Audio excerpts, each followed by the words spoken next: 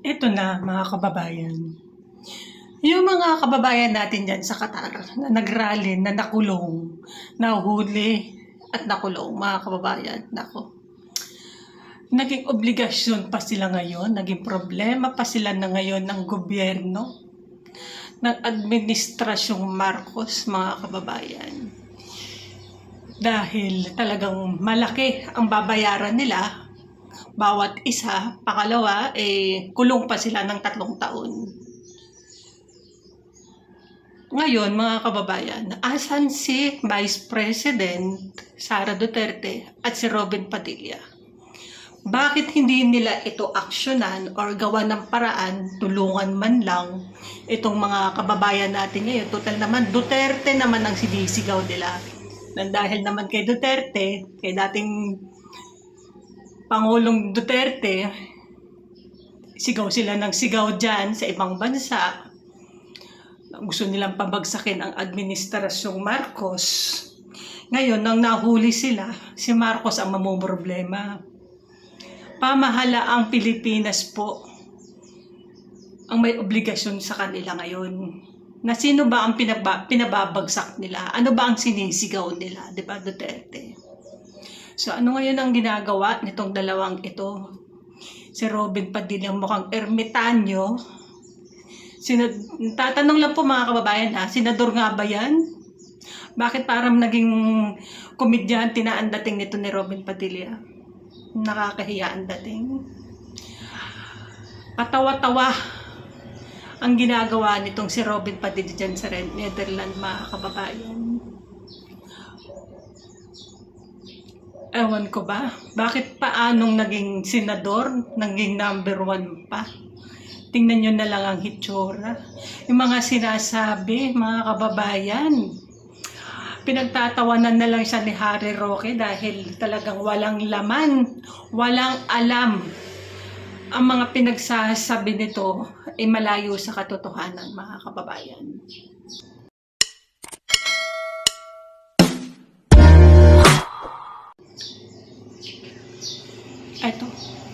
Ito na lang. Problema pa ngayon ang ating pamahalaan kung paano tutulungan at paano gagastusan ang 17 OFW sa Qatar na hinuli dahil nag-rally ng birthday ni Duterte. Ayan ang sinasabi natin ang tanong sa atin, kayo na mga viewers, followers natin sa Mike Abby Opinions, mag-enter sa FA Pinoy TV. Dapat ba ang gobyerno ang gumastos dito? Milyon po ito Hingi sila ng tulong kay Duterte. Pero natin ang pag-usapan. Okay? Bawat isa ang sinasabing magiging kabayaran o gastos. Tapos may kaso ka, kailangan pang abogado. So milyon ang kakailanganin. Pero issue talaga. Ang gobyerno ba may kasalanan at obligasyon sa ganyang klaseng galaw? Ang pinuproteksyonan ng ating gobyerno, lalo na sa usapin ng OWA at saka ng Department of Migrant Workers, ay yung mga Pilipino nagtatrabaho na argabyado. Halimbawa, nawala ng trabaho, hindi nabayaran ng kailang amo, hinaras ng amo, at kung ano-ano pa. Pero ganito, politika, nag-rally sila. Hindi naman ang Pilipinas ang nagparally sa kanila.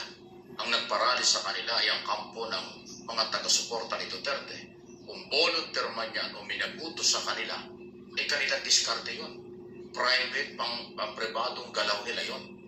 Ngayong may problema na, ang gobyernong Pilipinas, tayong mga Pilipino, ang namumblema dyan dahil tayo ang gagastos.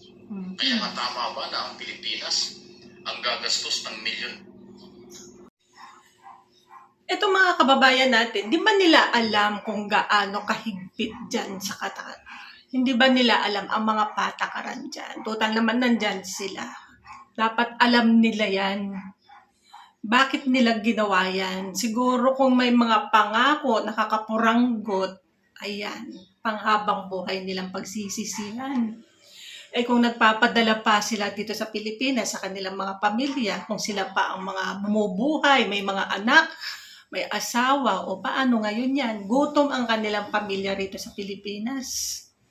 Biruin mo yung 3 taon, mga kababayan, abay napakatagal nun. At kung paano sila, syempre magbabatama si Mike Abe, mga kababayan. Obligasyon yan, may attorney pa. Yung pambayad sa attorney. Eh, ilan sila? Napakarami nila, mga kababayan. Hindi ba sila nag-iisip? Tapos yung pinagtatanggol nila, yung sinisigaw nila, hindi naman sila naririnig. Nandun sa kulungan din. Na hindi nga alam ni Duterte, ng dating Pangulong Duterte, kung anong nangyayari sa kanila. Dahil nandun naman siya sa loob. Eh, itong naman, sanang nasa labas, itong Vice President, at itong 3 senador, mga kababayan, eh, dapat aksyonan nila ito. Tulungan naman nila itong mga kababayan natin dyan. Tuloy natin to si Sir Mike Abe, mga kababayan, dahil ito may mapupulot tayong mas maganda rito kaysa pakinggan natin si Robin Padilla. Mabawal sa kanila ang political rally. Ang mga taga-Qatar hindi nagrarally. Ay kung dayuhan pa kayo tulad ng mga OFW na magrarally doon, ang feeling sa noon ng mga taga-Qatar na gugulo kayo political issue, bawal na bawal sa kanilang kultura, ay laki pananagutan. Kaya ngayon, namumblema ang ating gobyerno through Department of Foreign Affairs at ang ating ambassador sa Middle East kung paano sila tulungan. Pero ganun pa man, ang aking pong pagkakaalam, hindi naman sila pababayaan dahil sila Pilipino. So yan ang sinasabi natin, sa halip na kayo'y makatulong sa ating gobyerno, naging pabigat pa, naging problema pa. Although malaki ang tulong nyo bilang Pilipino na nagpapadala ng pera, remittance, eh kayo, meron pa nga kayong kampanya, baka yung mga nahuli niyan, kasama dun sa 1 week na stop remittance. So hindi na kayo nagpadala ng pera. Naka-apekto na sa inyong pamilya, tapos nagkakaso, nahuli pa kayo. Gobyerno naman ang gagastos. Laking perwisyo talaga. Yan ang mahirap eh. Hindi ba dapat, tanong lang ito at siguro dapat lang naman, hindi ba dapat ang gumastos dito yung mga Duterte? Lalo na si Vice President Sara Duterte. Yun. Okay? O kung sino man na dapat ay unang organisa, dapat silang gumastos. Kasi meron silang panawagan na rally noong birthday ni Duterte noong March 28 na hindi nila inisip na inibawal doon sa kanilang kinalagyan ng mga bansa. Hindi naman katulad sa Amerika at ilang parte ng Europe na legal lang at okay lang ang rally kahit may mga limitasyon. Pero sa Middle East, especially sa Qatar, ay bawal na bawal pala. Paano ngayon niya? Pero hindi naman kayo titiisin ng pamahalaan ni Pangulong Marcos, tutulungan pa rin. Kaya lang, dagdag na problema, dagdag na gastos.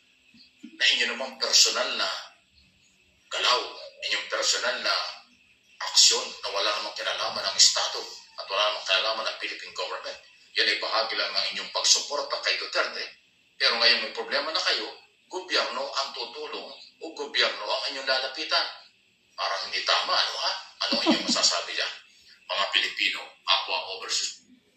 Pero may shock talaga itong mga ginagawa nila, mga kababayan. Nagpunta sila dyan para magtrabaho, para sa pamilya nila, para suportahan ang pamilya nila dito sa Pilipinas. Pero anong ginagawa nila? Sila nagpapauto. Sorry po sa mga DDS dyan. Alam kong galit kayo sa komento kong ito. Pero yun po ang katotohanan. Tanggapin na po natin. Yun na po ang realidad. Tanggapin na natin ang katotohanan. Maling-mali po yung ginagawa nyo. Kung kayo ba ay nananahimik na lang, wala namang magagawa siguro ang Duterte dyan sa inyo. Kayo, nagpapakahirap dyan. Sigaw kayo ng sigaw dyan. Taas kayo ng taas. Bring him home. O ngayon, ano nangyayari? Kayo ang nakakaawa. Tapos, yung sinisigaw nyo, tahimik, at yung kalaban nyo na pinipilit nyong ipabagsak, yun ang mamuproblema sa inyo ngayon. Ay, nako, mga kababayan. Comment na nga lang po kayo kung anong masasabi nyo sa video ito. Maraming salamat po sa inyo lahat. Genius TV, mag-iingat po tayo lahat mga kababayan. God bless po.